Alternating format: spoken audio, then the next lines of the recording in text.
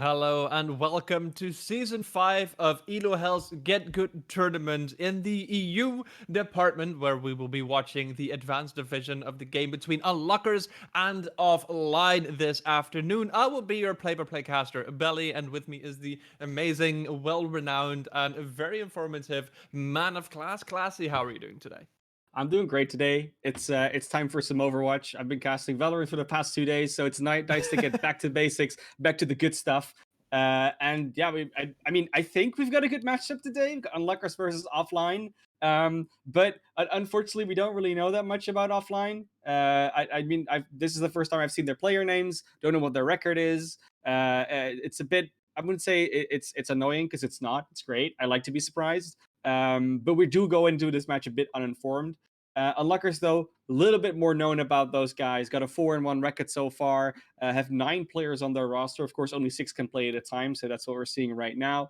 And yeah, I'm looking forward to this match, to be honest, because it could be anything. That's the beauty of not knowing what one of the teams is like. You don't know what you're running into, and that usually brings the best situations about. Oh, it absolutely does. And I'm seeing a name of catchphrase for offline. As you mentioned, we don't really know this team. Sure. If I know this person, that could be a very, very, very extremely aggressive main tank. And if it is that person, Sure. I'm looking forward to seeing that come through. However, that's going to be waiting out. But indeed, we have a bit of information on lockers. And we also have a bit of note already to start off with. You're going to be seeing a name that will be unpronounceable for human tongues. Yeah. This is going to be Eisenom or Eyes. Yeah. Or That squid walls, as you'll we see it sort of when we get pronounced to it. them. Yeah. We deciphered the characters to be Hmm. 3 squids holding up a shield or a wall of some kind. So we thought, Yes, oh, maybe squid walls. But then luckily yes. they provide us with the information saying, no, it's actually ice gnome. So that's, we know. But hey, first map's going to be Nepal. Of course, standard rules. First of 3, whoever wins is going to get another point on the board. And yeah, Nepal is a good map to start out with. It's been sort of comfort map lately for a lot of teams because, at least to start out with, and I think a lot of that is obviously due to the way that Nepal is structured. It's a very familiar map for a lot of people because it's been in the game for so long. And there's a lot of different strategies you could potentially run there. It's very unpredictable what teams are going to do. There's generally accepted plans and things you can do on the maps, but because there's a variety of them, you can really catch each other off guard if you do it correctly. Absolutely, a lot of different types of compositions that you can run in the different maps as well. So it can really be a back and forth that you see between the different maps and the different rounds that you get on Nepal. Um, at the moment as well, we're in a pretty good position, a pretty good situation with Overwatch, where multiple um, compositions do get ran in general, just at at, Yeah. at, uh, at different levels of play and everything. Like we even have the Hog and Hammond plays coming out in Overwatch League. So Oh yeah. the torture that all of your competitive games have is now also being run in Overwatch League, and it's finding value. So who knows what we will be seeing in these maps at this point is going to be honestly a bit more of a mystery, as you mentioned. Yeah. And of course, we're loading into Sanctum first, which you'll see in a few seconds. Sanctum, known for its environmental kills. I'm expecting 100% to see some Lucio play here. Potentially some Hog play, like you alluded to before. Spin back, Orisa Hog could be a thing. Maybe we should just see a lot of double shield. You see the odd Pharah even in here. I'm a bit disappointed that we haven't seen the current experimental changes go through, or at least some of them, because this could have been a great map. At least this point could have been great for maybe a Genji play, with Oh the yeah. the new buffs, the new damage, deflect, everything. Just Genji on supercharger, really. But it's not going to be that case. We do see Orisa Ball queued up for both teams right now. It's almost a mirror, with the exception from Lazy and Paradox being on the Tracer versus the Pharah. And I think they're going to stick on that, actually, which is interesting because you don't often see Pharahs without a Mercy. I mean, how would you Oh, there match we this one go. up? Yeah, Like, how no, would you he match this loves up voice between for the it. Tracer and the Pharah? It's hard to tell, really. It all depends on how well the Pharah hits her shots and how well the peel is against the Tracer. The Ashe can just one-shot a Tracer, but you can also really do a lot of damage against the Pharah and deny her the angles. Right now, though, it does seem like Lazy and Paradox are going even in ult charge, at least, so that would probably mean in damage as well. Absolutely, as already one kill has been gotten, catchphrases out of the fight, though the Orisa of the other side also taken out. The Mercy actually from heal off for Unluckers is there to back up Lazy, and as the res comes on through, that puts Unluckers in a very good position to start taking this point early on. The boop from Kipzilla, make sure that that main tank once again is off even after the res, and the point has not been given up by either team just yet, Classy. The big difference between this Tracer and this Pharah play mostly is that Pharah and Asha can both accrue to a lot of area denial, where you have to either watch for your sight lines or you have to watch for the rockets raining down from above, so you have to stand in certain positions not to get caught out by them. But it does seem that UFO is doing a really good job to just not get caught out by that. Got both the other Ash and now also the Pharah. Does get healed back up, but the kills are coming from both teams, Belly. It is trades left and right, a huge sticky that we just saw from the Pulse Bomb, the mines as well, all the way across point, and now Unluckers is getting pushed back. 25% is on the board for the blue team, but they're gonna have to start regrouping. Finally, the reset comes in. That fight was going into the favor of offline for quite a while already. Finally, Unluckers just managing to give that one up. 24% on the board, even though they were never really in a dominant position in that fight. It's not something you're going to be unhappy about. Big ults already online for Lazy, as well as for Icegnome, actually. So we have the mines for some extra area control, the barrage to set that up potentially, but a good boop from Kuko. No Shame's already off the board. And once again, by just the environmental kills here on the Orisa, you gotta be using that fortified to just kind of keep yourself alive.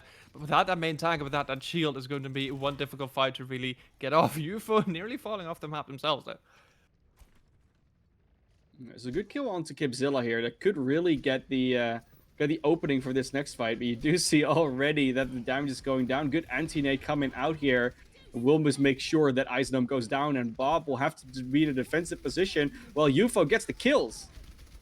Forgets 2 picks. No Shames, though, pushing quite aggressive, but with no contest on UFO, they can just kind of keep putting those dynamites on out. Rez is there onto Icegnome, but Paradox once again with a nice sticky onto Cobra, taking out the main healer. Nightmoon back and trades it out onto Paradox, but it's 72% on the counter for the red team. And offline looking good to clear this one out for now, Classy. They might be able to clean this one up, especially with the barrage and the UFO. UFO has been the killing machine here on the side of offline. Will now be offline for a little bit. Good minefield will come out. Kuko has to just run away from that one. The point will eventually flip, it looks like. But at what cost? There were a few ultimates used. We had the Bob, we had the Valkyrie, we have the mines and the Pulse Bomb, and that blink into the mines is going to take Paradox off the board as well. Offline now with a lot of tools at the ready to retake this point. You got to wonder whether that was a suicide into the mines, because obviously you don't want to give up the ult charge and stall yourself out even longer as your Tracer. They will try to obviously be able to come back in here. They've got plenty of time to do so. And they, like you said, they got the ultimates as well, but will that be enough to really get anything? The Supercharger is already out from both sides, so that is a start of a hot fight. The boobs are used as Icegnome comes in and just takes catchphrase out of the equation. Supercharger indeed still available around the corner as the shield goes down. Shield gets broken. Icegnome another kill, this time onto the Bob, but as Kuko drops, there is no Sandbear available to keep this fight going. However, while this all was going on, the point did get flipped. Offline has 99% of the board. Another sticky comes through this time, does not find the value that Paradox is looking for, but offline still getting the kills, still trying to pull this one back, and as Icegnome is one of the last people on the point, it's gonna be a flip that will be coming off soon. Offline is still in a very good position to bring this one home. And the Nightmoon tries to go away with the, the pool just pulls them back into the abyss. Gonna be the first point going over to offline, and I gotta say, I really think a lot of that is down to the DPS just putting up a stellar performance. Yufu especially just kept on getting the headshots, kept on getting the kills, and was never really in a lot of trouble as well, not really under a lot of pressure. Same cannot be said for Nightmoon. The Nightmoon was really being pressured a lot of the time, was losing the duels to UFO. Paradox is doing a lot of damage in the backline, just keeping zip and zapping around with their backline. And if Lazy cannot get the capitalization on Pharah kills a lot of the time, you're just losing out the DPS war in that case, because you don't have the same amount of damage output and consistent distraction that Lazy and Nightmoon were under. So Paradox and Yufu doing a great job. Now going to switch over to some different DPS and different tanks and different supports. It's going to be a completely different playing field here. Unluckers especially switching up everything.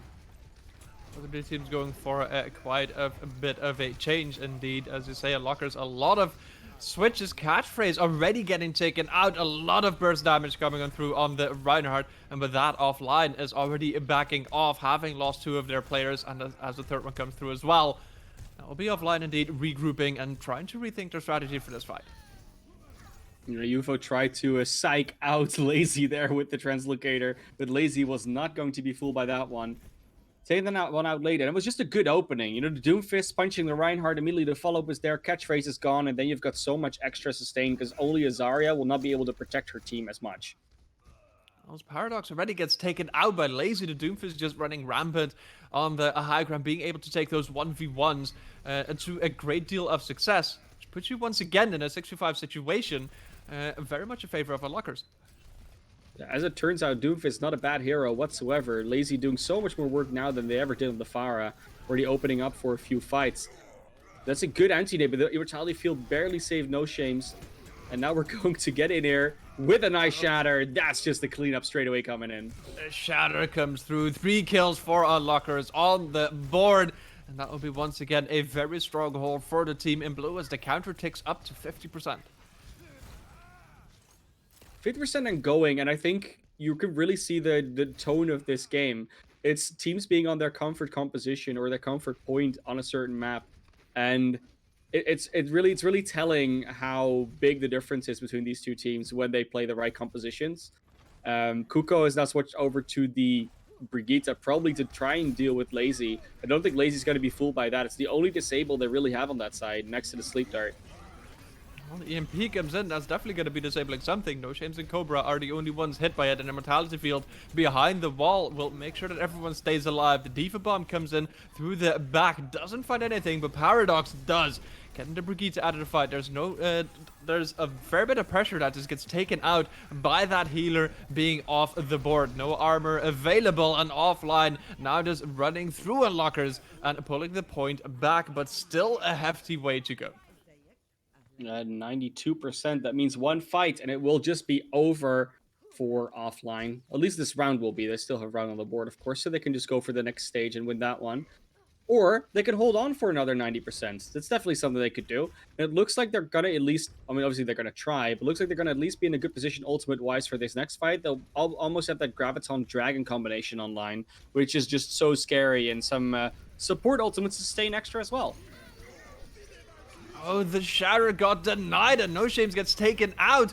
Meteor Strike as well in the backline doesn't find anything. With all the stuns coming on through, Lazy will get taken out. Catchphrase, though, a bit more aggressive than the team is at the ready to keep alive. So Reinhardt 4 offline will be taken out. Yufa as well dropping, so now in a 4v4 situation. If Unluckers manages to regroup fast enough, this could be a very good opening window to retake the point. There's still that Grav Dragon that's ever looming, but Paradox gets taken out, so it might only be a Graviton at this point. No ultimates online, though, for Unluckers, and they really need to start making a move, because 60%, it can just go away in a blink of an eye. Well, Lazy went away in the blink of an eye after a stun and a hack. That's a Doomfist gone. No Shames does get the charge onto Kuko.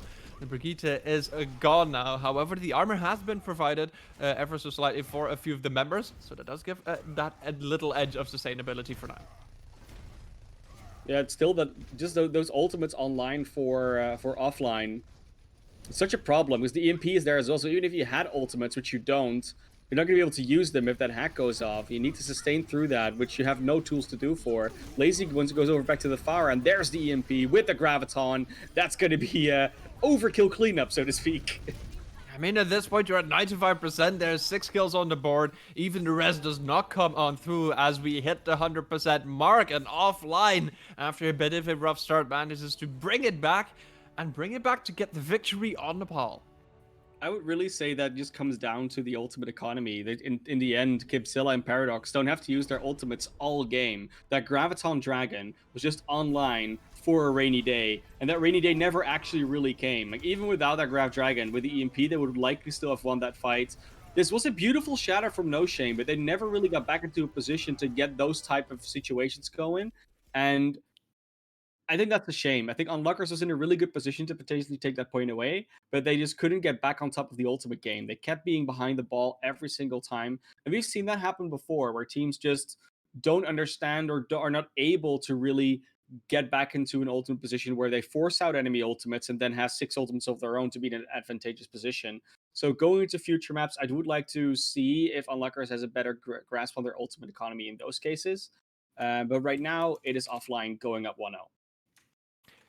I I would definitely agree. Like getting the proper regroup and trying to take a proper eco fight where you just try to either get some ultimates out of the enemy team or just build up a few of your own is definitely something that would have very much aided Unlockers in their push to try and get it back. However, Offline indeed was the one that was the team that could just rotate it out appropriately and get that fight back. It looks like it will be Rialto that will be moving to next as a very quick Yeah.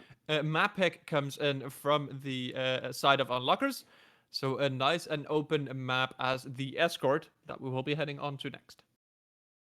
Yeah, and Rialto, of course, very much known for Reinhard Zarya play, which we just saw offline being actually pretty decent at. Unluckers though, their Reinhardt play was not bad, and I think they can just pull it back in, doing the same type of thing. They played Reinhardt Diva just now, which is also very possible Mm-hmm. on Rialto. But we might see some double barrier come out. I definitely think we'll see more long range hit scan, like the ashes that came out on Sanctum there. I think that's something we're going to see more of, especially from UFO, because UFO was just doing a great job on that. And Sombra, while she can be really good on control because of the close range, you're never really too far away from the fight. I think when you go to Rialto, it will be a little bit less of that one. It's I don't know. It's going to be an interesting one to see, especially if they're going to like mirror compositions or do a bit more. I do think that the Farah is better on this map than it was on most of Nepal, so Lazy could go back on that together with Heal Off, the pharmacy. And if you then also run the Ash next to that, then you have a double pocket possibility for the Mercy to have some damage boost for the Farah, also for the Ash. The only problem that they're going to potentially run into there is that the ground battle is going to be harder to win. So it's going to be really hard for the tanks to keep that going. And where Ice Gnome and No Shame were doing a great job on Nepal, generally that tank battle was being won out by Catchphrase and Kibzilla. I mean, if you get the aggression correct, then you can definitely get some good pressure in. And if you Sure. get the air pressure and a good crossfire, as you mentioned, with a Fire Mercy and an Ash in there, that is a whole bunch of damage that you need to deal with, and that can absolutely really put you on the back foot. It will be Unlockers who are gonna be attacking first. So if you have Lazy on the Farah, as you mentioned, and get an Ash in there as well, then getting past that initial choke, if you get past that, then you've got so much space to get a nice crossfire going and really put offline in an awkward position where you have a rough time just getting yourself in a good position to stay safe versus that amount of damage coming in from sides that are extremely difficult to protect from. Yeah, and like we said, the Rialto, it's just a map where yes, you can once again see environmental kills. Yes, you can see a lot of like open area fight. You can see some snipers come out. But in the end, a lot of what Rialto is just controlling that objective, controlling those few choke points. So if you can get around that with DPS, that's all good and well, but you need to be able to win that ground battle with the tanks. You need to be able to push that payload. You need to be able to sustain that. And so far, if you're going to go with the pharmacy, it's going to be so much harder to sustain your ground fight that it might not even be up to your tanks to win that. It might just be up to your tanks to not lose that before your DPS get enough value. Um, and looking at that so far, I don't think that Lazy and Moon have been able to provide enough value, which is not with the tanks, to help their tanks sustain for long enough for them to get the value. So if you're going to play that pharmacy, if you're going to play this Widowmaker that they're queuing up right now, you again, you just need to get that value. You need to get those picks of the Widowmaker. You need to get the threat of the Pharah high enough so that the ground battle can actually be won by your tanks, and that they're not just waiting for you to do something, and then Cobra eventually is just not able to sustain your tanks anymore. And that might be the crux of what this map is going to come down to. Will the DPS be able to get enough value for their tanks to get through? Well, you've got the ground pressure that UFO can help offline with on the May. And indeed, Paradox also for the air battle, though as I say that, Lazy already taking out Paradox means that now the Pharah's got free reign to just kinda fire away those rockets, as Kuko also tries to go for the boop strat. Gets punished for that as well, so offline now with only 4 people left, and a lot of payload progression already in favor of Unluckers.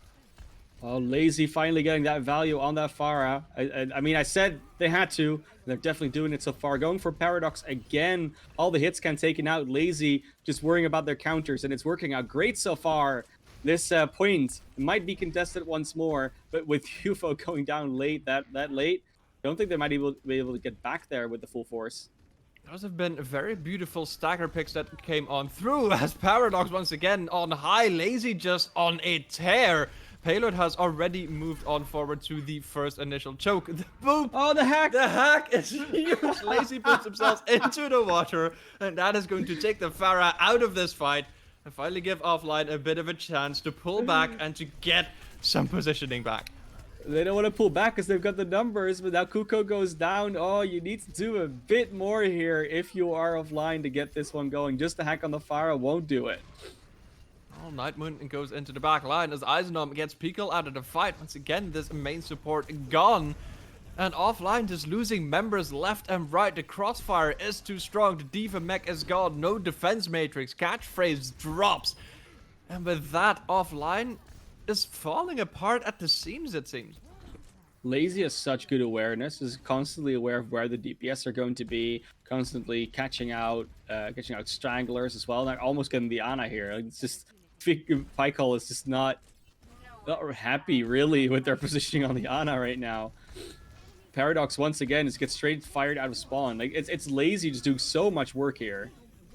Oh, I like the attempt of UFO though, trying to get to that high ground to get the hack on, but Lazy with the barrage finds 2, and as the Nightmoon gets the headshot onto UFO and the rest of the cleanup is there. This is an uncontested payload. It's nearly 6 minutes on the clock, and we only have 1 more point to go.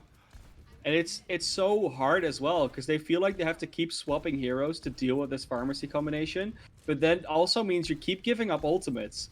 And no shame, Heal Off still have their ultimates ready. They will be very close to an EMP though, which I cannot imagine them not getting an EMP off in time. They even stall out the card here, so they're definitely buying some time to get those resources online. And that infra side will definitely help as well. Shatter comes through, doesn't seem to hit anything, as the Valkyrie is right at the ready to keep everyone alive, but also give that extra bit of damage as the Supercharger also comes down. That's definitely going to provide extra damage. Kuko, Catchphrase both down and offline once again. 3 members not available. UFO has the EMP at the ready, but apart from that, there's not really that much to follow up on it. So you're really going to have to just play aggressive to try and get one more fight in. Yeah, all you can really do is get one fight win with that EMP and then hope the sound barrier is enough for the next one. And then by then you might have built up an ultimate advantage, but there's the EMP. EMP didn't hit Cobra though, so the Immortality Field came on through. However, Lazy finally taken down. Heal Off as well. And now that Prime damage duo is out, this will be a chance for Offline to stabilize. However, that is a hefty time bank that they still need to protect the payload of.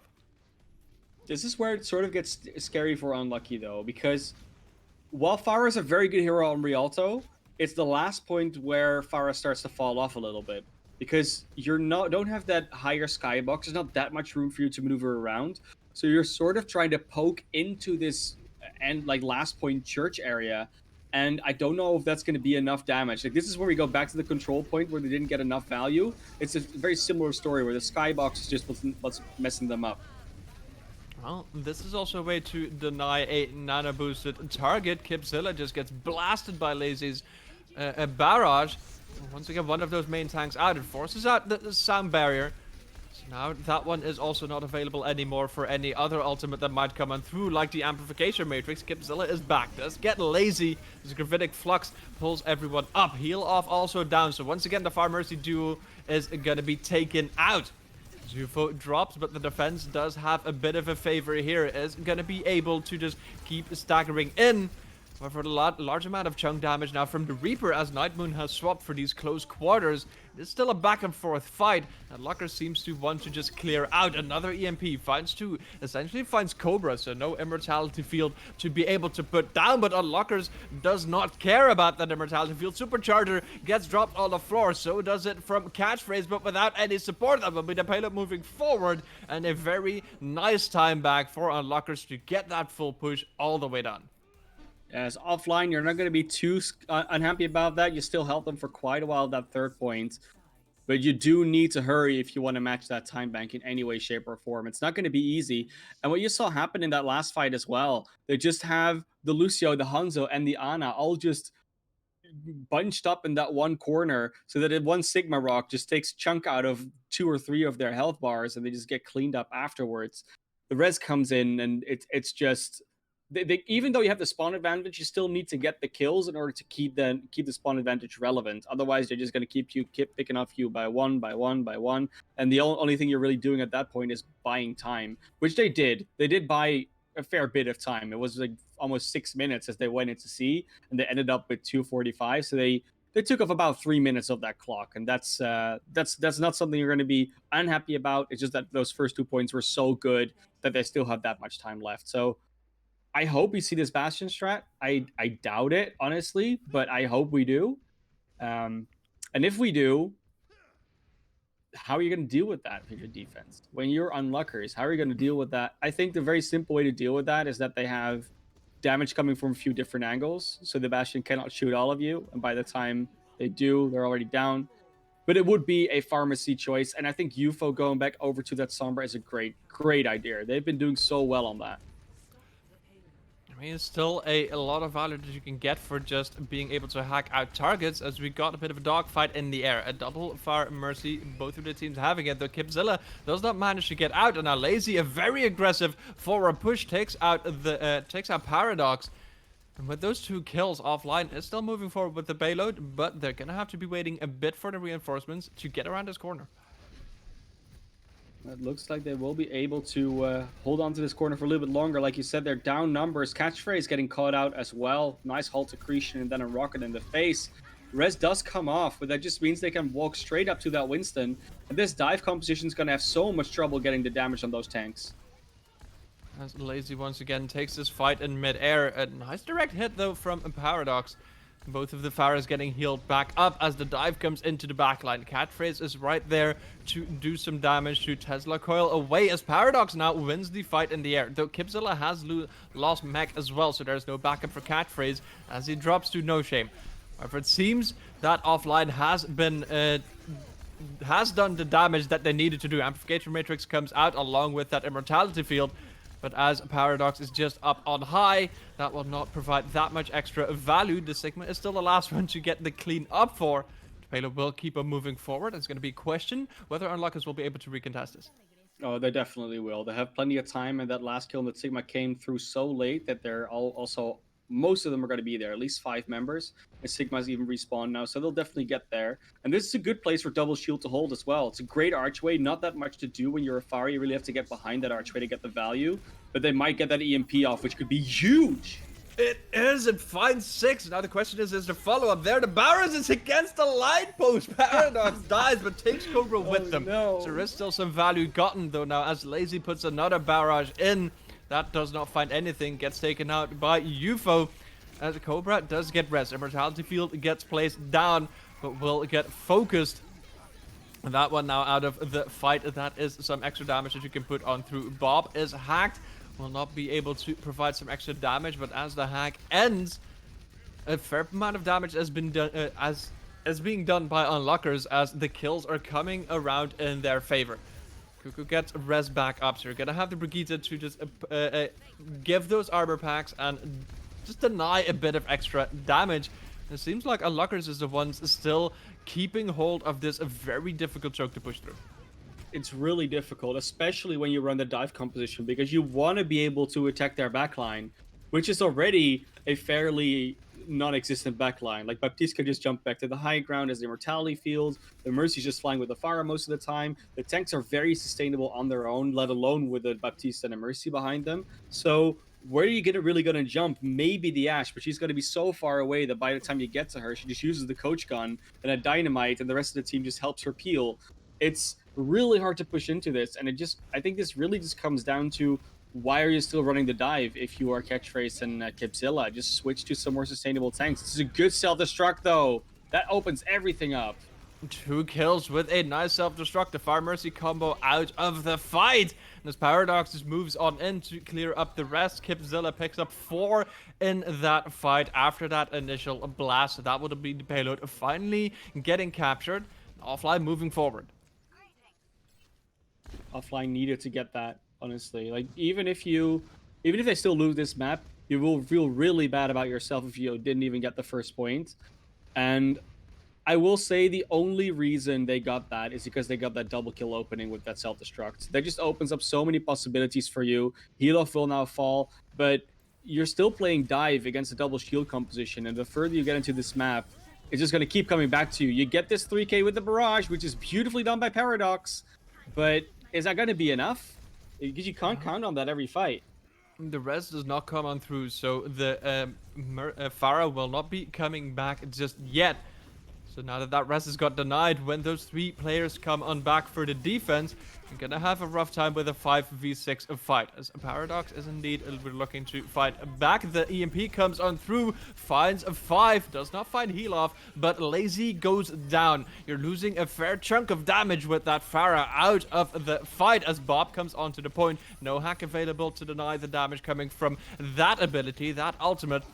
But the offline still pushing off forward, and a dive does seem to be pulling out through in the end. 3 minutes on the clock, so it's going to be a tough fight to get the same amount of time bank as Unluckers has. Yep.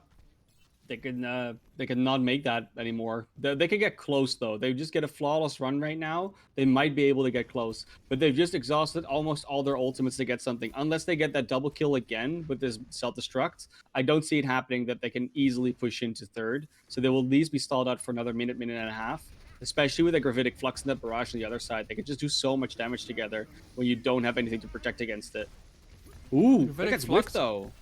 Gravitic Flux indeed does not catch anything, though the Night Moon does. Now with the swap once again onto the Reaper, that's going to make life quite difficult for Catchphrase. All that chunk damage coming through, and I sleep onto Lazy, but it is offline backing up and grouping up once again. It looks like Paradox tried to just come back quickly on that Tracer. I don't know if they're going to stick on it. It does look like they want to stick on that, which is...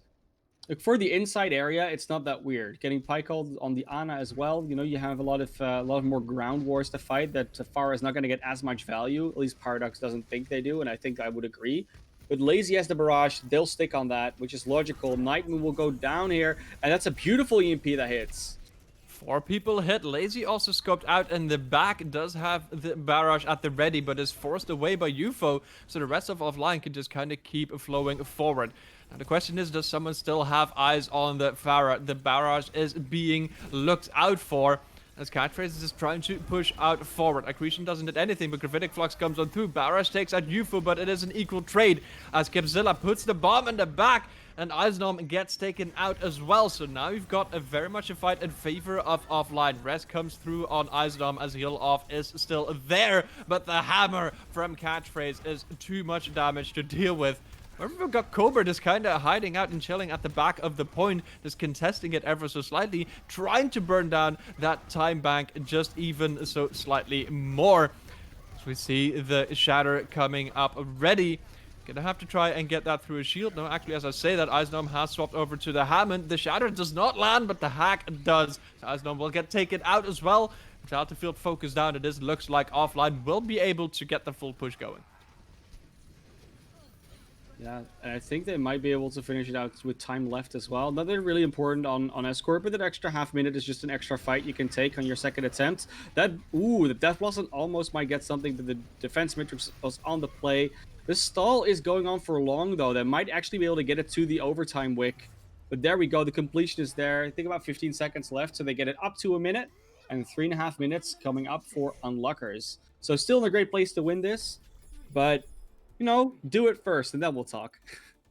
Absolutely. It is always possible but it is definitely not an easy fight, especially if we've already seen that in that early fight and in that early round on the attack of Offline, they had some trouble getting through the first point.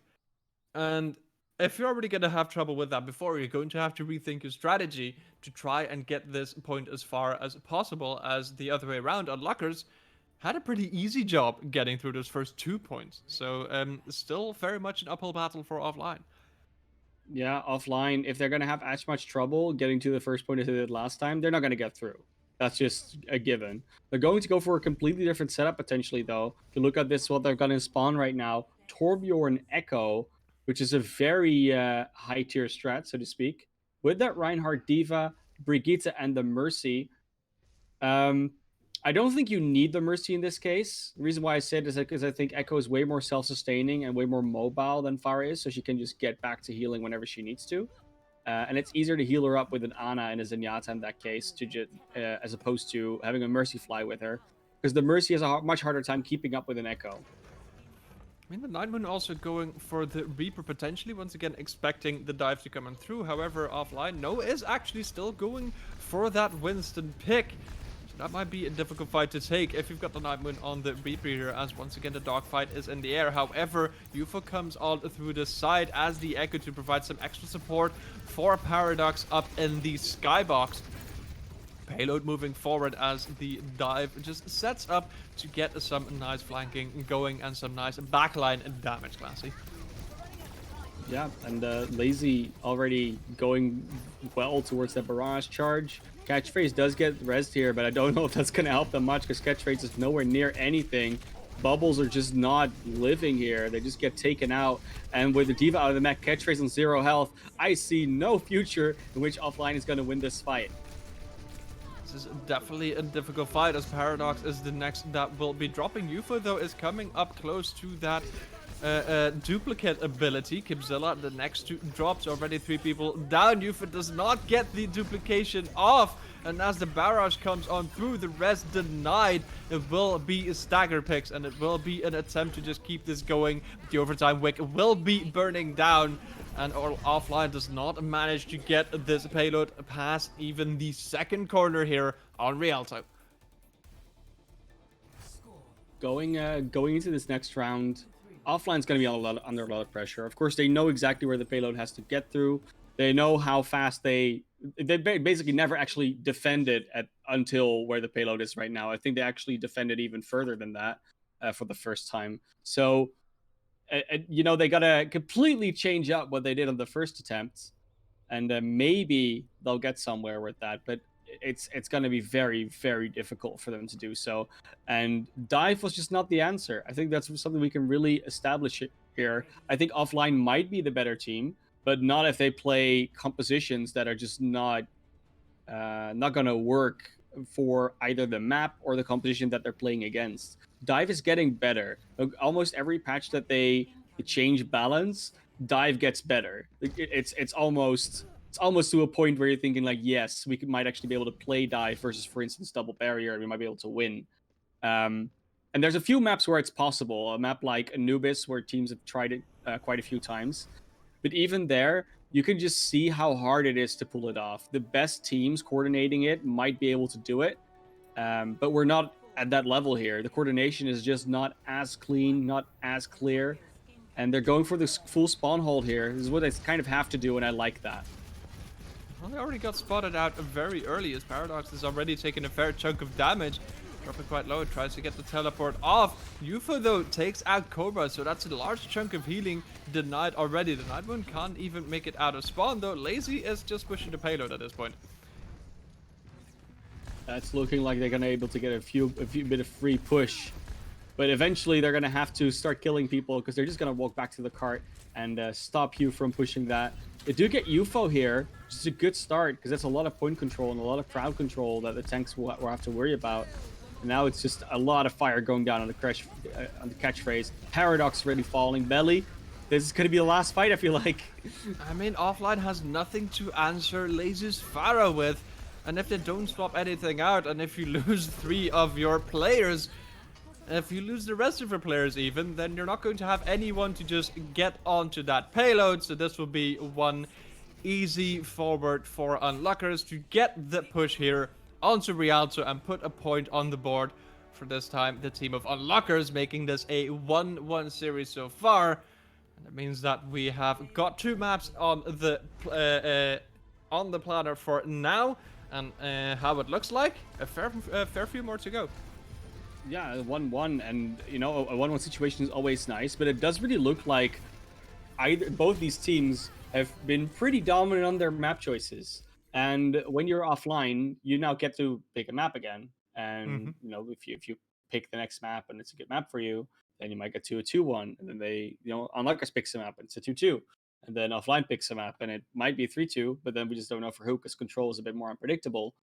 Going into this next one, I'm just not sure what we're gonna see, to be honest. It's Well, going to be one of those things. So we're going to talk about that when we come next. The one thing I do want to touch upon though is that while I liked the spawn hold attempt that Offline was doing, there's one rule about spawn holds, and as you don't stop spawn holding. The only way you stop spawn holding and is when either the card is just pushed away way further from you, so there's no reason to hold the spawn, or when you've all died. That's when you mm-hmm. stop. And I do think that Offline just ran away from that fight and was being pulled away from that fight too much. I think they could have done more to stop the card just where it starts and just hold actually in spawn. Even though there's a Pharah, that's how you do that. You hold, if you hold them in spawn, you hold them in spawn. There's no going back. There's no, oh, we also hold a bit further back. No, you're all in or you're not. And Unlockers was able to push them apart, like especially Lazy, pushing the card a little bit, and the other things coming out. So while Unlockers did a good job of fighting back against that, but Offline could have maybe answered with a bit more. We're just gonna stay here, and it's up to you to get us out. Oh, yeah, no, absolutely. I completely agree that we are going to take a short break to just Of course. give a break to us and to the teams, but don't go anywhere. We will be right back. Hello and welcome back to season 5 of Elo Hell's GitGud tournament, where we are still in the advanced division watching Unlockers versus Offline as we have a 1-1 score, and we will be moving on to the hybrid map of Blizzard World, the map pick of Offline. But before we do that, I will still be your play-by-play caster, Belly, and with me is my partner in crime for the day, the color caster, a man of class. And Classy, we've seen 2 maps that really went in favor of both teams pretty strongly, honestly. Yeah, it's been very dominant showings. I think when you look at what both these teams are trying to do, I think a lot of it is coming from Unluckers just having more luck with the tank line right now. But both of these maps seem to have been down to how much value the DPS get out of their picks. So Lazy and Night Moon, especially Lazy, was doing a great job on Rialto, but they weren't really getting that much value on Nepal on the picks they were going with. Whereas UFO and Paradox have been consistent, but they haven't been in such a pop-off manner that you think like, okay, they're really carrying their team. It's more of a consistency thing where just like are always consistent. But when Lazy and Night Moon are starting to pop off, then they don't really have an answer for that. Something about that as well is that the tank lines sometimes don't really match up, so they're not really mirror matching all the time. And No Shame and I forgot the name, Eisnome, actually uh, are able to get the more dominant tank picks off most of the time. Where Kibzilla and Catchphrase, they went for a dive duo on Rialto, which can work, but it just doesn't work as well when you play against that Sigma Orisa double barrier strategy. They're just so sustainable, so much against you as a dive. They can really stop you in your tracks that your Kibzilla and Catchphrase stick into that dive composition. I'm not saying that that's why they lost the map, but it was definitely a contributing factor. So it's all about a lot of this match seems to be down to what team compositions these teams pick, not so much as how good the players individually are, but how good they are, how well they're able to adapt and play their team compositions in the situations that they are against the team that they're playing. And while that is, of course, a very big part of what Overwatch is at its core, it's really just being a decisive factor where compositions really determine which of these teams is looking to do better because they're not necessarily executing poorly, but they're unable to execute sometimes. And that's a different story, of course. So going into Blizzard World, I'm expecting Offline to potentially go back to back to a dive. Like, it's possible that they do it. I'm not saying they should, but it's possible that they do it. It is very possible indeed, and you kind of hit the nail on the head there with just like Overwatch being this game of like which composition do you run, and at a certain point you kind of gotta give it up and look at what you're running and say, this is not really working. Maybe we need to swap it up. What primarily Yeah, surprises me is that offline at no point really got a proper hit scan to deal with the Pharah. Like we've had yeah. Ash for a bit, but primarily it's been the Sombra trying to deal with the Pharah, and then something to either dive with or help the front line, but nothing really to just straight up duel the Pharah apart from a Pharah of their own. And I feel like at this point you should just be looking at putting something out that will definitely give you just an edge of like, if you cannot win the mirror battle, grab what you can run with and do it on that, but grab a McCree or an Ashe or a Widow, whichever works best for you. But I don't know why offline isn't really opting to do that. Yeah, and sometimes that's yeah, like we often say it, right? Where comfort picks can just be of such higher value than just trying to play meta. And I do get that that's probably a big part of what offline is doing here. They've played so many different heroes and tank and support combinations that I really started to question whether they're even as comfortable on the comfort picks as they think they are. So going to Kuko and Paikal back onto that Lucio Ana combination, I've liked them doing that. I think that's a very strong thing that they've got going for them. UFO on the Sombra, a very strong thing. And then Paradox on the Tracer was actually starting to do some work. So Gibson and Catchphrase switching up again, going for the Wrecking Ball and the Reinhardt. I mean, I think might be the golden combination for them from what we've seen so far, composition wise. And if it is about comfort picks and if it is about interesting compositions here, this might indeed, as you say, be what offline feels comfortable with. They go for a long rotation on the backline. Lazy has spotted out the translocator and has spotted out Pykel on the Ana. However, the Boob is going to make sure that there's no movement on that. Catchphrase, though, does get taken out, as will Pykel. So offline will be dropping down already. Dropping a few players, so the follow-up is going to be difficult to get there. Paradox trades one out, but it looks like Unluckers are going to be holding on to this point for now, though one tick has been given up. Yeah, and of course it can happen sometimes. You just give up one tick in order to then re-engage and actually win the fight after. It looks like they did that. Ultimate situation though, it's looking even-ish, but I do actually think that offline has gotten quite a bit of ult charge off for the fight that they had. They might be in a better position here, especially with those tank ultimates being much closer to being online. We're now swapping over to the McCree as just a double kill with the right click onto Paradox and Kipzilla. As once again offline, not looking in the best of positions, trying to just regroup, trying to get out. Luckers is right there, looking for blood, looking for those extra kills. But no, offline will be able to regroup, and they do start getting some ultras on the board, but Unluckers does as well. It was actually a very good example of a chain stun in Overwatch, where you have both the accretion, the flashbang, and the shield bash going off in tandem. Because of course, with the flash changes that we had at some point, you can't be. It doesn't increase the duration anymore if it's not as long. So you really need to stagger these flashes in order to get the value. Now they're getting back on point though, and they get lazy as a result. They also get as an immortality field already used on the high ground. Eisenhower is gonna drop as well, heal off the next to go. Now it's looking like offline is looking quite comfortable here for this next fight with barely that much resources really used. Primarily the mines and one pulse bomb that I'm not sure whether it connected, I'm pretty sure it did not. No, I don't think it did, and the immortality field as well. It went off on the high ground. I think the heal off potentially missed that. Wanted to actually throw it on the low ground to help out Lazy. But hit like an object or something where it bounced back or that it spawned on the high ground. There wasn't really a threat going on the high ground. They sort of just stood there while Lazy died. So I really think the immortality field was a mistake. But we do have a lot of ultimates aligned for the defense. For the offense as well, though, and mainly the EMP can just say, like, you might have 6 ultimates, but no. Sky Noon coming out, though. And indeed, Sky Noon does not find anything. Lazy, though, does find a kill onto Pikal with the Pulse Bomb. So losing that main support and also losing that Nano to make it very difficult to keep Catchphrase alive. Sandbar has gotten used, as did Gravitic Flux. So a few ultimates are now down. I do like how UFO is consistently making them guess as where they are.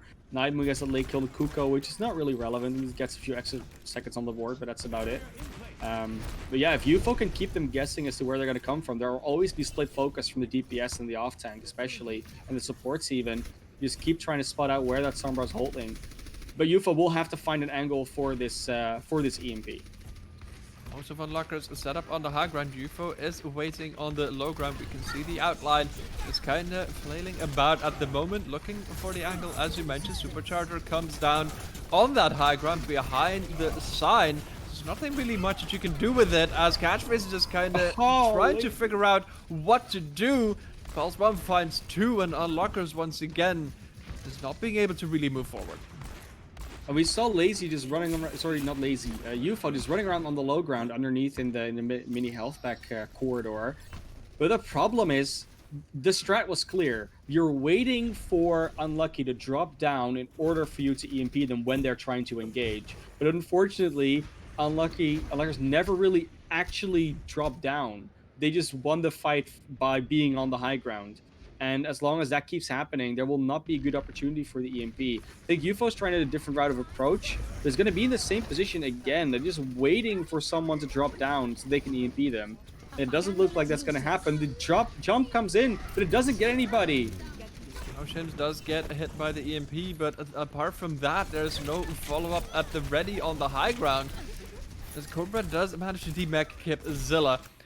As we've got Unluckers still holding this high ground, Payload is moving forward ever so slightly, but the contest now comes on through.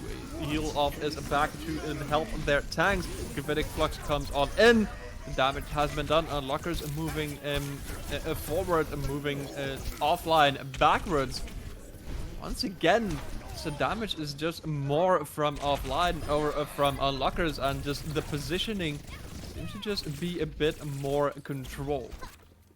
And you see that EMP cupidity come out there from UFO. Doesn't actually even get anyone in the end. 3 fights not used. And then when they finally use it, it gets absolutely nobody. That is why you don't hold on to ultimates, ladies and gentlemen. Just execute the strategy. You see pro teams do it all the time. They lose like 4 ultimates in a fight. They still lose the fight. But at least they use them and they build them up again. Because that's what you can do. You can just get another fight. And now you won't have time to get that EMP up anymore if you don't get this checkpoint. I would indeed agree that it is better to get one bad EMP and then a good one, as opposed to only one bad EMP. As the bomb comes on the high ground, Immortality Field has been used up. As Eisenholm drops down, he's met by the hammer of Catchphrase. That will be 2 kills as the Amplification Matrix comes on down along with the Supercharger. A nice Pulse Bomb does not stick. High Noon comes out, no Defense Matrix to really help with that, but the sleep on the Night Moon will put him on the floor. The payload is still getting contested. Eisenholm picks up 1 more kill onto Kipzilla, and we're watching for offline to try and get those staggered picks to come back in. But with the rally and only 1 tracer to try and deny this, that's a lot of stuns and a lot of damage to come on through. And a very difficult stagger to come in. Catchphrase puts everyone on the floor, but there's nobody there to follow up. A massive 5-man shatter. But unfortunately, it's too little, too late. Overtime will start burning down, and offline will not be able to get to the 2nd checkpoint. Imagine getting your 6-man shatter, but not getting any kills of it. That must feel so bad. But at that point, you kind of expect that, though. You know, you have 6 people up on the enemy team. You're there alone, 1-man army Reinhardt, and with the shortened shattered stun duration as well. How are you ever going to get follow-up on that on your own? You get maybe 1 kill, but that's about it. And yeah, I mean, offline, they switch up their tanks. They almost run the same thing as they did on Rialto. They just swap up the tanks to a Wrecking Ball and a Reinhardt. I thought it was working out decently until they got to that point where they sort of had to challenge the high ground position that Unluckers was in with that Sigma Orisa.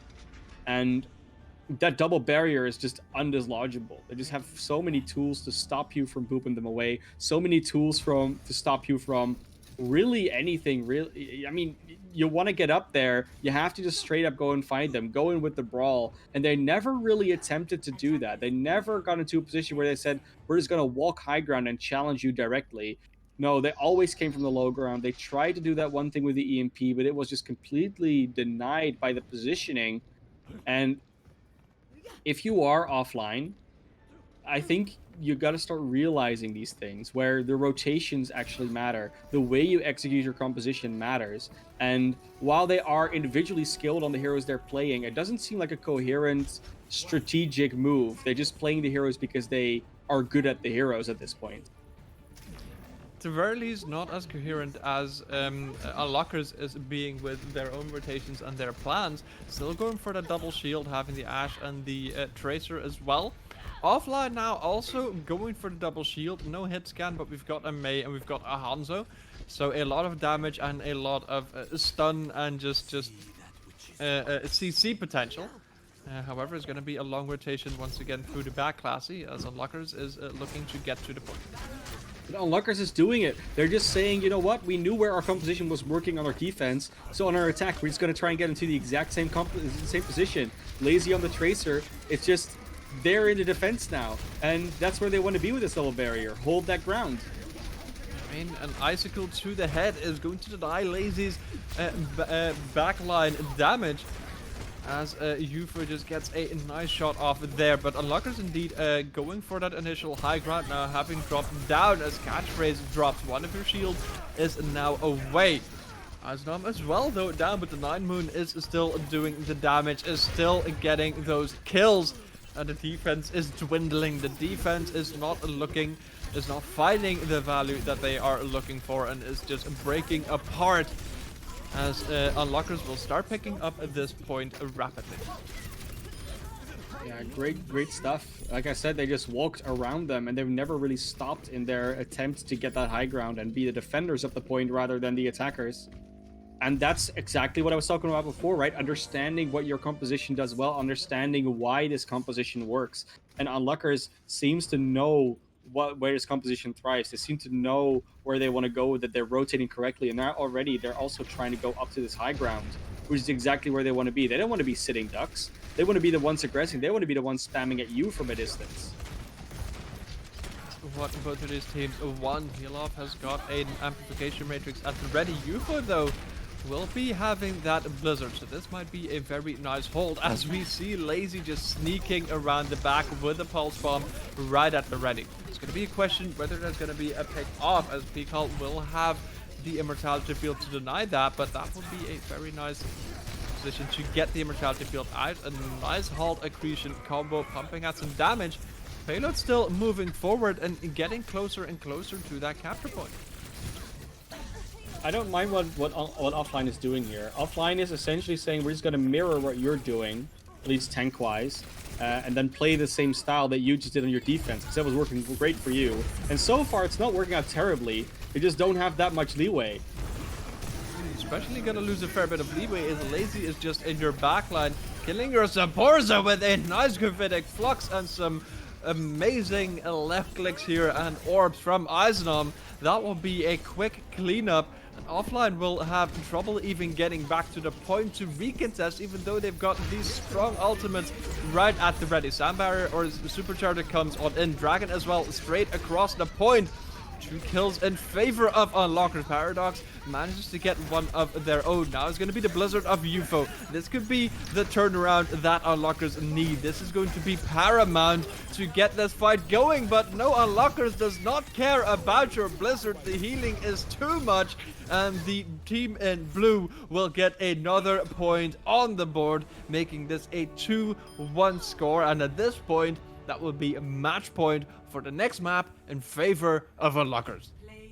And going from the way that these game modes have been going, you go from the least strategic all the way to the most strategic game mode, right? So you start a control, then you go escort, then you go hybrid, then you go assault. And the further we go, the more dominant Unluckers seems to be. And that comes back to what I was alluding to before, where I'm kind of trying to say that Offline is lacking in understanding certain parts of what Overwatch is about and how you play it as a team. Whereas Unluckers seems to be very organized in that part of it. So the chaos of control was working very well for offline. But the more we're getting into this, organized map types and the more organized they become, the more everything is shifting towards Unluckers. So going to 2CP, to the assault maps, this is where the strategic setups, the understanding of this is how we want to attack, this is how we want to defend, that really is going to come into play even more than it is on any other maps. I will say the choice for Volskaya Industry makes a lot of sense when you're offline. It's one of the maps that is least susceptible to hard, straight up holds. It's not like Temple of Anubis or Hanamura, or even one of the other like Paris, for instance, which are tougher to break initially. And this is way more about creating more of an open space fight. And I think offline will thrive more in that environment where they don't have to worry as much about this is the one place where it's a 6v6 fight. So it is definitely the choice to go with, but whether that will be enough to win them the map, that's another story.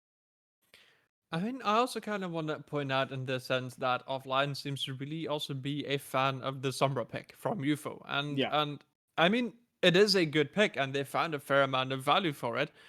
Save the one EMP that indeed was just like we yeah, kind of got to until they do didn't, something, and it yeah, only hit yeah. one person, and that was, I mean, that is definitely unlucky.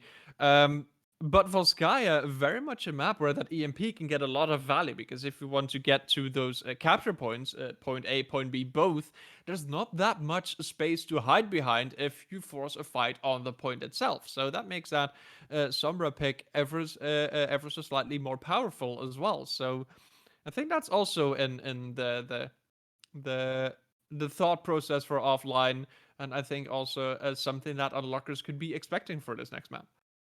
Yeah, yeah, 100%. And Unluckers, they seem to be ready for a lot of things. I think they're just going to stick with the double barrier. It's been working out great for them so far.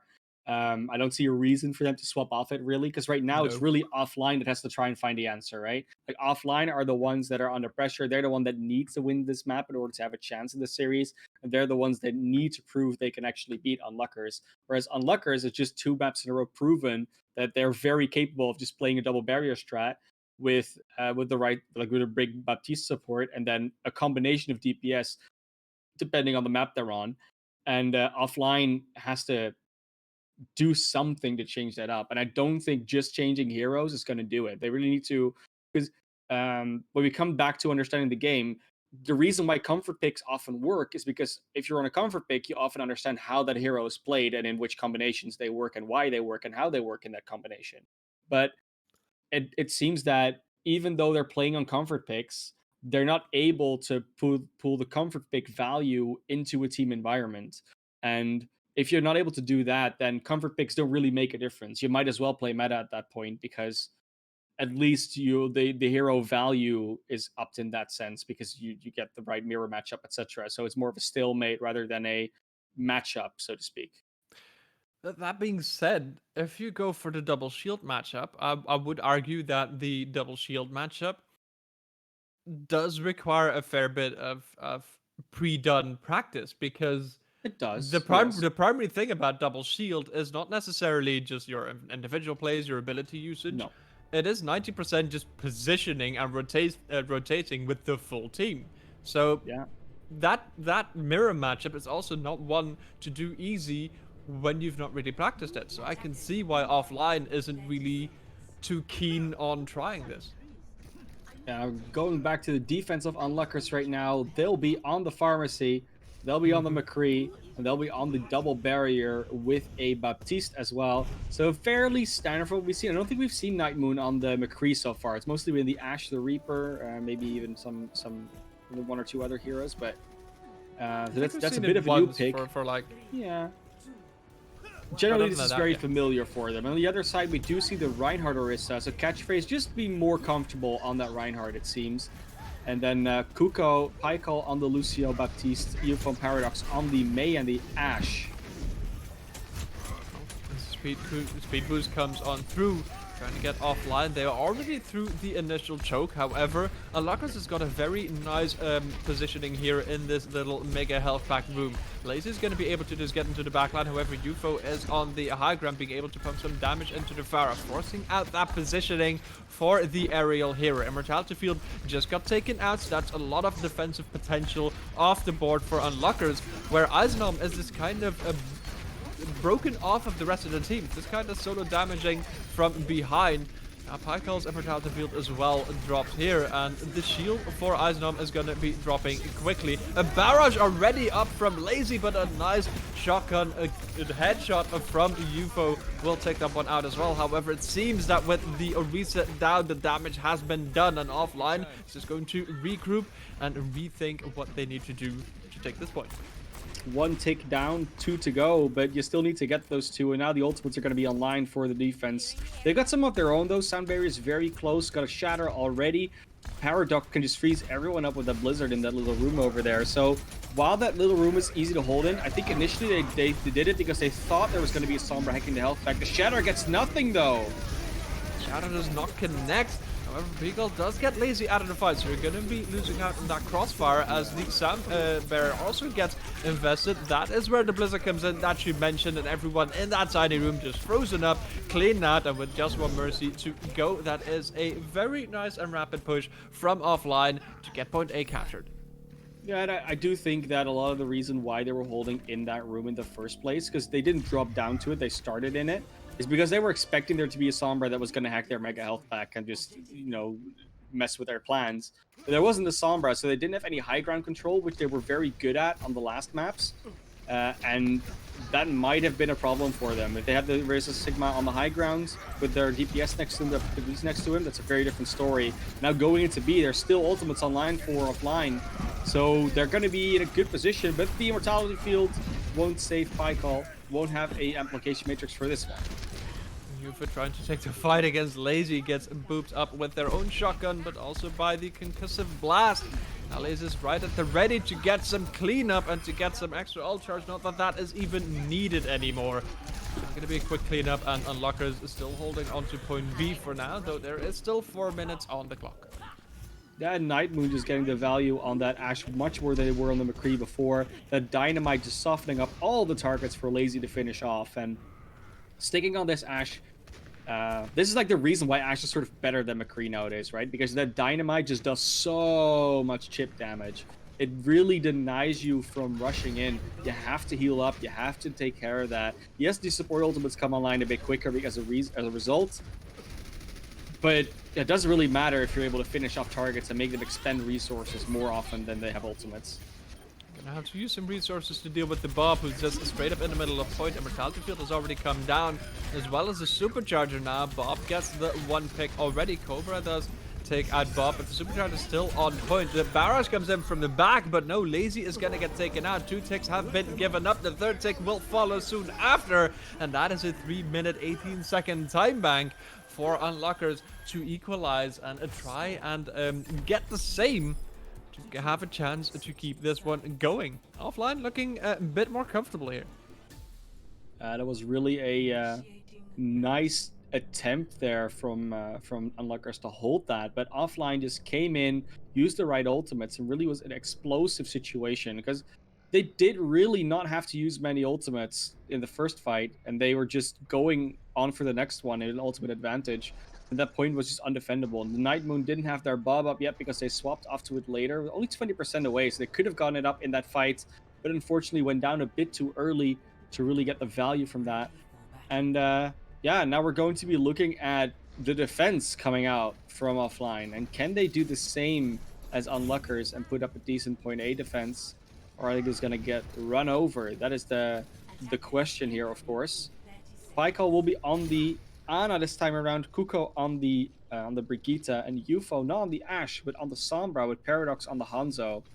It's an odd combination of heroes we see here. Paradox will be able to give them some information with the sonar arrow here and there, but UFO has to get the right hacks off. Kipzilla and Catchphrase have to be able to hold their ground, stand their ground. But Kuko and Pycall just stop flankers from really coming in and helping with the sustain of the Immortality Field and the Amplification Matrix at times. But it is a mismatch of DPS and tanks. I feel like this feels more of like a comfort pick type of deal. That I think I like playing this hero on Volskaya, rather than this will definitely work against everything they bring to us. Well, you've already a very early pick on the Night Moon, so you're gonna have that extra bit of just now a bit of an unequal fight in favor of Offline, who have also set up in this little corner. It also feels like Offline enjoys like playing a bit more aggressive. Might be a bit detrimental if you want to just play the defense. So you got UFO just trying to hack out Lazy here. Paradox is coming back in to try and deal with the Pharah, but no, Lazy will grab that pickup right there. With two of your DPS trying to deal with a Fire Mercy combo in the air, Immortality Field comes down inside this little room, and a nice Dynamite takes Pikal along with it. Will be a fair chunk of healing now denied, and you're gonna be just locked into this room where Lazy is right at the ready to keep pumping out damage. Nowhere to go, nowhere to run, and that will be once again a very quick point A grab, and a quicker point A grab than Offline managed to do. No way to run from Lazy, nowhere to hide, and honestly, Paradox versus Lazy has been a very one-sided matchup. I think the one time we saw Paradox kill Lazy was when they were on May and they had shot the Tracer of Lazy. Like that's literally the one time, I think. Because this Pharah has been unstoppable so far. It's just, they don't have the answer, and with Paradox being on that Hanzo and not on like an Asher or a McCree, it's so much harder to hit those shots, and UFO not able to get the Hex off. Do have the EMP ready now, though. They wouldn't have ready as the Ana. Pikal already gets taken out. You're gonna have to use the EMP to do anything, but you've just lost 3 players. Nano does come through from a way of Cobra, and Unluckers is just barreling through Offline and just not leaving any prisoners, saying, okay, well, you've got a nice time bank. We want a better one. Zabaras comes in from on high. That's an EMP that finds 6, but is anyone there to get the follow-up? Catphrase finds 1, finds a 2nd, and Paradox on the Doofus will get the 3rd. As Offline is coming back at the brink of defeat. 97.7% on the board for the capture, but that does not make a full capture. Offline is still in this fight. And look, I was going to criticize UFO's EMP cupidity again, but this time around it worked out. They used the EMP, the Shatter straight after from Catchphrase, and that meant they could get back in and immediately get 2 or 3 kills, and that's how you turn a fight around on 2 CP. Because you've got that spawn advantage, all you need is a few kills, and a few key kills at that, and the attackers won't be able to continue their role. There's still so many ultimates online though for Unluckers here. The Bob and the Gravitic Flux are an amazing combo. The Gravitic Bob, or whatever you want to call it, it's great. He picks up an early pick onto Paradox, and as Kuku will drop as well. Once again, Unlocker is just so very strong in their attacks. Catphrase tries to get Bob off the point, does manage, but his team is falling around him. Kipzilla and Lazy is just in the air, running amok, getting 4 kills. Those time banks now indeed going fairly equal, but Unlockers just ever so slightly more on this time bank, and looking just ever so slightly stronger and wanting to clear this one out, keeping in mind that this is match point for Unlockers. Yeah, the robotic flux working out there. I don't know. I'm trying to go for a name there. Anyways, yeah, they did great. Like I said, they had that Bob and the gravitic flux ready. It's a great combo because you can pull people in the air, and Bob will either shoot the ones that are stationary in the air or the ones that are remaining on the ground. Neither of them are going to be really able to do much against it because they don't have the full 6-man power to fight against the Bob or to deny the Bob the value. So it's a great disable tool to give Bob more value and to make him actually do something. It was a nice attempt from Catchphrase to just charge Bob away, but that wasn't going to be enough in order for them to win that fight. And now they're going to have to go on their attack again. And while they took a bit of time to get the first point last time, it was mostly due to the fact that they actually got the ultimates up to deny them the value of staying indoors in that bunker on the Mega Health Pack. So for me, it's going to be important to see whether or not Unluckers actually adapts to that and goes to stand in a different position. Because if that Blizzard cannot catch them out in that bunker, the Blizzard is really not that strong of a tool anymore. If they can use the high ground instead, and if they can deny the Blizzard value that it got last time, then Paradox and UFO might have a much more difficult chance to actually get into this point and to take them out. Well, Unluckers has got a bit of a more brawly type double shield, having the Night Moon on the Reaper, interestingly enough. However, I mean, Offline has not run a Pharah ever since Rialto, and even then, not too long. So, not the worst pick as the offense is coming in. We're already down to a minute and a half. Wraith Form has been used by the Night Moon, so if they can go aggress, that is one a chunk of damage that pulls out the Immortality Field. Gets taken out, but the healing is still there. The Night Moon dies somewhere in the back as the mage just goes straight on in past the shields, tries to freeze, but gets some bullets to the head instead. UFO though takes out the Pharah from Lazy, and now finally we've got the air superiority away out of this fight. Unluckers now falling apart. A minute on the clock. It is still very possible for Offline to bring this back. However, they're gonna have to start cleaning up these last two tanks along with the Mercy. And we do also have Cobra still in the back line as the Night Moon comes back for this fight. As this is going left and right and every which way as the Gravitic Flux comes on through. Cobra picks up 1-2 more drop, and it doesn't look like Offline will be able to capture this point just yet. It's so hard to get through an Orisa Sigma with a Baptiste behind them. Then they also had the Mercy for the extra single target heal. It was very well done. They waited for the Immortality Field to be used, and then the Gravitic Flux came out from Ice Gnome. Unluckers is just on point with the way they're rotating around the point. They're aware of the fact that that bunker is quite a dangerous spot to be in, so they went actually outside of the bunker a few times. And even without the DPS of Lazy and Night Moon, they're able to do everything they need to. That's a whole bunch of damage now available. Amplification Matrix comes on out. The Supercharger on the other side of Unluckers. A massive shatter putting a few on the floor. However, the Immortality Field keeping them alive. Res is there for Kibzilla as now the Blizzard comes on through. Diamond tries to get in the back, has the Death Blossom, takes out UFO. However, the rest of the team around him is currently just dwindling in numbers. Over time is going to be ticking down, but the point counter is ticking up. We've got 30 seconds on the clock. However, no ultimates at the ready for Offline, so this is going to be a hefty fight on point B. Going to be a rough ask though to get this point B, especially with that Gravitic Flux once again being available from Ice Gnome, and they've been very decisive in using that and winning fights with that one. Lazy with another barrage as well. Nothing on the board aside, maybe a bomb. Is it going to be Sigma 9? And it's no, just going not to be quite. straight up full on damage. The halt into the Gravitic Flux. Everyone's so low. The cleanup from the barrage is going to make that a very nice hold on B. However, Offline did still manage to hold on capture point A, so they're not out of the fight just yet. No, and that's a good thing though, because honestly, it would have been a bit of a shame if we had already had finished this. You know, if we already been on a thing where, oh, it's already over. But now there's actually a winning condition. You just need to actually hold them on point A.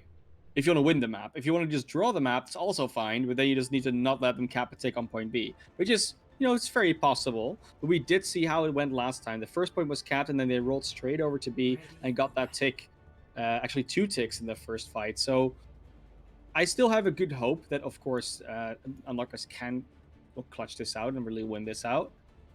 But there is very much a real world in which that doesn't happen, because 2 minutes 19 isn't a whole mountain of time. It is not, so they're gonna have to be pushing fast. However, I do recall from the previous fight that they did manage to push fairly fast the original time. However, Offline, this time double hit scan, really wanting to take Lazy out of this equation. Of course you do. You know, you don't want to fight against that Pharah as much as you have before. The problem is that they're probably still going to be able to get the value, because Lazy has not been phased by double hit scan before, and I don't think they'll start now. Already taking a few bullets, so it's gonna have to play a bit more safe, but as you indeed already mentioned, doesn't seem like Lazy really minds too much. Now rotating over to this high ground, it's gonna be able to take some better space, but Offline is recognizing that, going to rotate as well. And Unluckers just taking this high ground positioning now with the halt as well, and UFO dropping a fair bit lower. We have somebody on the point, but it is going to be No Shames that drops down, but the Night Moon that drops dead. UFO Paradox are picking up 2 kills here, so Unluckers not really that much of an opportunity to get this initial push really fully going. It looks like they're going to be able to just rotate in here and do their thing. Pyko goes down. Means that Lazy is going to be in a great place to just get on this Ashe and this Widowmaker without much of a threat. Then they'll go Paradox again, very low. Will get taken out. Lazy, once again, takes just the Widow out of the fight without any trouble. Ashe gone, Kuko gone. This is going to be point A. You cannot take your eyes off of Lazy. You have 2 hit scans. You got 2 good picks. And you forget that there is a Pharah in the sky right at the ready with blood in the eyes, wanting to just take out most of your team, and once again, successfully. So indeed, Unluckers will very casually keep on strolling onto point B. It's one of those things where you're kind of going for, okay, as soon as I think I don't have to look at her anymore, I'm gonna look at the Pharah again. That's sort of where we're at this point. It's a nice try and halt for Creation, but it didn't quite land. Now we're going into this point B with an ultimate advantage, if I've ever seen one, for Unluckers. It's a very large one. Lazy has just built up the barrage. This Paradox is just trying to stay alive, getting pummeled with so much damage. That will be the barrage UFO taken out. So is Catchphrase, and with a 3rd pick, this is looking rough for Offline. This is starting to look impossible for Offline. It's 1 tick that they need. The Nano even comes through on the Pharah with the halt. That will be Pycall dropping soon after. Will be stagger picks, Catchphrase back on the Hammond, but with so much focus fire, that will be the tick given up, and Unluckers picking up their 3rd point and the victory in this series versus Offline of GitGud EU Season 5 in the Advanced Division. And it did look after that first control map that Unluckers was just in a better position when it came to team play. They just figured out the formula. We're going to play double barrier with a Pharah, with, depending on like where we play, another TPS, which one that is doesn't really matter. But it was really the Lazy show together with the tanks. I think Ice Gnome and No Shame did such a good job on just looking at staying on the ground, staying in the right position, rotating to the correct positions in order to win that one out. Because together with Cobra, No Shame and Ice Gnome just held their ground. They stood their ground. They stood the ground that they wanted to hold and rotated in the correct manner. And it didn't seem that Offline was able to do the same thing with their tank and support combos in order to really challenge that all the time. And that doesn't really come down to just, oh, they have a Pharah, so they were better. It also really comes down to the way they rotated, the way they used their abilities, and it didn't seem as practiced and as aware as Unluckers was. So Unluckers definitely just was the better team today in every sense of the way. Absolutely, and even with those score lines that we just got to see at the end, I'm pretty sure we don't get to see them on stream, unfortunately, but there was a number of 42 kills for the Pharah of Lazy, a 78% kill participation. Like, that is some numbers that you can really be happy about in this series, but it is definitely the matchup with the team as well to allow for this also to happen. But that being said, that was indeed the series versus Unluckers and Offline. However, this does not mean that we are done just yet. Oh no, we are going to take a bit of a break to get everything set up. But after we are back, we will be here with a series in the Intermediate Division. So removing divisions, where we get to watch the Chunky Boys versus the Moss Troopers. So an interesting matchup, to say the least. So don't go anywhere. We're going to be back in just a moment where we'll get a setup for the intermediate division for GitGud Season 5. So we'll see you there.